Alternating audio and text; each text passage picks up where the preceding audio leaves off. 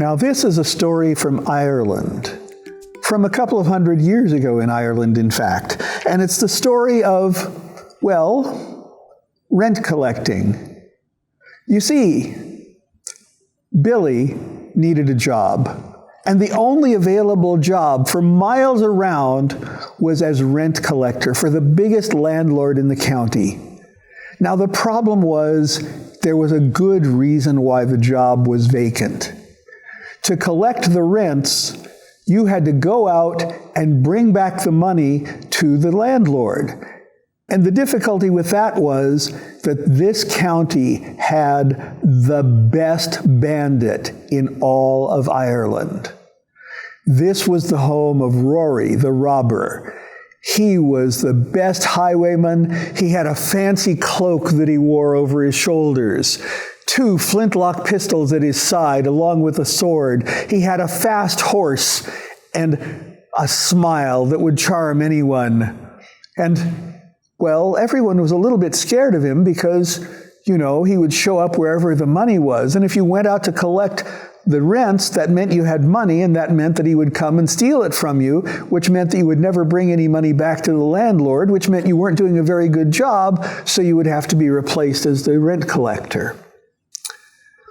But Billy had an idea. He went to the landlord and said, I can bring your rents back, but you have to do as I say. First off, I need 2 bags, a big one and a little one. Okay. And I need the slowest horse you can find. The slowest horse? How are you going to outrun Rory on a slow horse? Never you mind about that. I need a slow horse. Well, the landlord went out and got a very slow horse. It was the slowest, ugliest horse for miles around. And Billy said, this is great. This is perfect. He tied the big bag to the saddle of the slow horse, and he tied the little bag inside his own shirt. And he went out, got his jacket, jumped up on the horse, and went out to collect the rents. And the first thing he did was go by the crossroads where they thought that Rory the robber might rob people most often. And he went there and stopped and said, hello? If Rory the robber is there, I just thought I'd let you know I'll be coming back later with the money from the rents. And he walked casually on with his horse. And he heard laughter from behind one of the trees because Rory thought this was the funniest thing that he'd heard in some time. Well, Billy went out and collected the rents from here and from there, and because it had been a while since anyone had collected them, he had quite a bit of money. But what he did before coming back, he went to the local merchants and changed all of the money into gold coins and copper pennies. And he put the copper pennies in the big bag, and he put the gold coins inside the little bag and stuffed it inside his shirt. Then he rode casually back toward the crossroads where Rory might be. Now, because Billy had announced this was going to be happening, Rory had gathered his whole band of outlaws there to watch what would happen, because they thought this was a polite victim that he ought to honor correctly and have the whole gang there. And so, as Billy rode back to the crossroads, he rode up and stopped because there in the crossroads, in his full highwayman regalia, was Rory the robber. He had his pistols, the handles were polished. He had his cloak blowing just so in the wind. And there he was saying, all right, we're going to do this properly. Stand and deliver. And Billy said, okay, but I'm going to give you the money if you would do something for me, though, to make sure that the landlord knows that we struggled for it. And Rory thought, this is great. Sure, what do you need me to do? Well, I've heard you're a great shot, so I know you won't hurt me. I'll hold out my coat like this and put a bullet hole through my jacket over here. So Rory pulled out one of his pistols, bang, and fired it. And there was a bullet hole in the jacket. And Billy said, that's great. Do the other one on this side. And Rory pulled out his other pistol. Bang! And there was a hole on that side. And Billy said, now, if you come over here, you'll see there's a bag of money on my horse. And Billy got down off of the horse, and Rory came over to see. And Billy backed slowly away as Rory approached the horse, looking. And there he saw Rory's own horse. And as Rory bent to open the bag, Billy ran over, jumped on Rory's horse, and rode off. Well, Rory's horse was one of the 2 fastest horses in all of Ireland, and the cloud of dust was instant as he rode off and rode back to the landlord. Well, Rory's gang laughed and laughed because this was the first time they'd ever seen Rory tricked by a victim. But Rory said, wait, at least we got the money. Look, and he opened the bag and poured it out, and it was a bag of copper pennies. And the gang laughed even louder because Rory had lost his horse for a bag of pennies. And Rory was mad. Well, Billy got back to the landlord with the bag of gold, which was most of the rents. And he said, I have the money, or at least most of it. I had to change some of it into pennies to give Rory something to steal. And the landlord said, Rory? You were robbed by Rory? Yes, but only some pennies. Don't worry about it. Here's the gold. And the landlord was looking, and that's not the horse you took to collect the rents. Well, no, I stole this horse from Rory to get the gold back to you. And the landlord said, you stole the horse from Rory? Oh, no. Oh, no. He loves that horse. Everyone knows that. It's one of the 2 fastest horses in all of Ireland, and you stole his horse? Oh, no. He's going to come and kill both of us. Billy said, no. I'm going to give his horse back. You're going to give his horse back? Yes, keep my pay here. I'm going to go give his horse back and get the slow horse and come back to you. Then you can pay me. The landlord said, all right. And he didn't expect Billy to ever come back to collect his pay. And he was sad for a moment about that. But he was happy to have the gold, and so he wasn't sad for very long. Well, Billy took the horse and rode back out to the crossroads. There, he saw Rory riding the slow horse, or attempting to. Every once in a while, it would take a step, and then another step. And the bandits were still laughing because they'd seen him robbed, and Billy came up and said, I only borrowed your horse. Here he is back. And Rory saw Billy come back and said, you're either the bravest man in all Ireland or the most stupid, but you're definitely a good thief. So now that I've had time to reload my guns, you're joining my outlaw band. And Billy said, but I don't know anything about being an outlaw. You stole my horse. That makes you a good enough one for me. You're coming with us on your own horse. And Billy had to get down off of Rory's horse and get back on the slow one. And they went off to the bandit hideout, which was a cave up in the hills. Now, once they got back to the hideout, Rory sent one of his men off, go steal us a sheep so we can roast it for dinner. And the bandit went off to steal a sheep.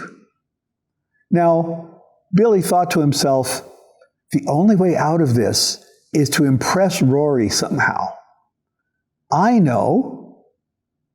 So, what will you give me if I steal the sheep from him before he gets back? And the other bandits were puzzled and thought, how can he do that? And Rory said, if you can do that, I'll give you a bag of silver coins. All right, said Billy. I'll need a pair of really nice-looking boots. Nice looking boots? Well, look over there. We've got piles of loot that we've stolen. And Billy went over and found a pair of really nice boots. And he picked them up and said, these will do. And he ran off after the bandit who was off to steal a sheep. Now, the bandit who had gone to steal a sheep had gone to where the herds of sheep were, and he had to wait until the shepherds weren't looking, so it was taking a little bit of time. Well, Billy found the path that he had taken and set himself up. And there on the path, he left one boot. So when the man came back while he was stealing the sheep, he brought it back along the path, and there in his path, he found one really nice boot and thought to himself, it's too bad there's not a pair of them. I couldn't wear just one boot. And he kept walking with the sheep. And there, as he walked along, farther along the path, around the bend, he saw another boot. And it looked like the other half of the pair. And he thought, well, if there's a pair of them, that's worth picking up. So he tied the sheep to a bush, picked up the boot so that he could go back and make sure, went back to where he'd found the first one. They were a matched pair. And he came back up to where he'd left the sheep, and the sheep was gone. Billy had untied it and walked back up to the cave where Rory and the other bandits were. And he said, here's the sheep. Well, he didn't tell Rory how he'd gotten it, but Rory and the bandits were impressed that he'd managed to steal it before the other man got back. And the other bandit came back and said, I don't know what happened. The sheep got away. I just got these pair of boots, though, so I'm going to put them over in the... Why is everyone laughing at me? Because the bandits and Rory were all laughing at him. And he said, Rory said, go steal another sheep, bringing us back boots. We can't eat boots. Well, the bandit went off to steal another sheep. And Billy said, what'll you give me if I can steal that one too? And Rory said, you can get 2 bags of silver if you can steal this one. So Billy waited until the bandit had gone off to steal a sheep, and he went off and followed. And this time he went back to near where he'd stolen the first sheep, and he hid in the bushes. And as the bandit came back grumbling after having to steal a second sheep, he was leading it along on a rope again. And this time he got near where he'd lost the first one, and he heard in the distance, in the bushes, bah! Bah!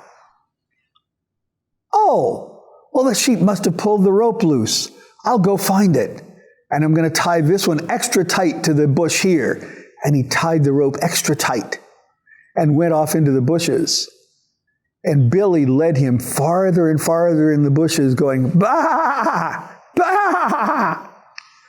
And once the bandit was deep into the bushes, Billy sneaked back out to the pathway, untied the sheep, and took it back up to the cave. Well, Rory and the other bandits just laughed and laughed and laughed, because this time the bandit didn't even have a pair of boots to come back with. He said, I don't know what happened, but I lost the other sheep. They showed him 2 sheep and explained that Billy had stolen both from him on the way back. Well, the bandit wasn't happy about being made fun of like that, but he had to admit that Billy was a pretty good thief. And Rory said, you know, you've just proved to me that you're a really good thief, and I need your help. I have one of the 2 fastest horses in all of Ireland. The other one is a mare that belongs to one of the local lords. He's got it in his stables up at his castle.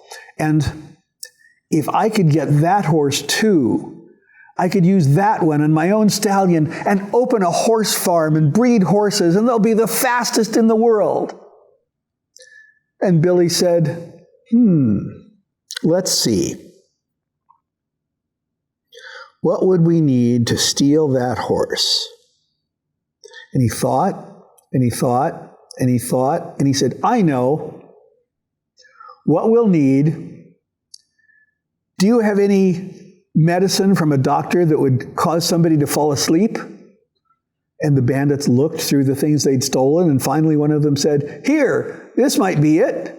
And Billy looked, and sure enough, it was sleeping medicine.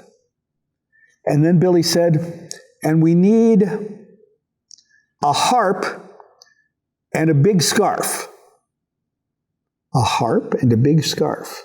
Well, they looked through all the things they'd stolen. The scarf was easy, but sure enough, they found a harp they'd stolen. Fine, fine. Now, Rory, I want you to practice on this harp just enough to play simple tunes, a little bit. And Rory tried, and he'd played a little bit of music when he was a kid, but this had been a long time. And sure enough, his fingers remembered some of the things. He could play very simple tunes. That's fine, said Billy. Now, the scarf is so we can tie it around your eyes to make you look like you're blind, because you're going to pretend to be a blind harper. We're going to go up to the castle, and everybody gives hospitality to a blind harper. They welcome them in. You get to play music, and we'll be inside the castle walls. The sleeping medicine, well, I have a plan for that too. And he told the robbers, and they thought it was a great idea. And they got everything together. They got Rory's horse and walked almost all the way to the castle. They found a place to hide Rory's horse where he wouldn't be seen. Then as night fell, Billy and Rory went up to the castle. Rory with the bandana around his face, covering his eyes, a harp slung over his shoulder, and Billy pretending to lead the blind harper up to the castle. Hello, may we come in? And the guard looked. A blind harper, come in and play for us. And they opened the gate, and Billy and Rory went in. And there the lord of the castle was having a fancy dinner, and the harper was just the extra touch added. Even the music, being simple as it was something to add to the evening's entertainment. And there they had a party. Well, as the evening wore on, Billy found a big jug of cider. And he put the sleeping potion into the jug of cider. And as the party was winding up inside the castle, he went out to where the guards were, the ones at the gate of the castle. And he said, you were so kind letting my blind master and I in, and the party's going on inside, and they didn't think to send you any refreshment. So I brought you out something at least to drink to enjoy the evening. And the guards were there and said, well, thank you so much. And they each took a big drink from the jug of cider. And slowly they relaxed against the gate that they were guarding. And slowly the sleeping potion took effect, and they couldn't keep their eyes open. And slowly they both fell asleep there at the gate. Well, Rory went back inside, and the other guests of the party had gone off to sleep. Rory was still awake, though, pretending to be ready to go to sleep. When the others were asleep, he picked up the harp and the bandana and went back outside to where Billy was unlocking the stable doors. And there inside the stable was the horse that Rory wanted, the other fastest horse in Ireland. And they went back to the gate of the castle. The guards were asleep, and they opened the gate and went back out the gate and back down to where Rory's horse was.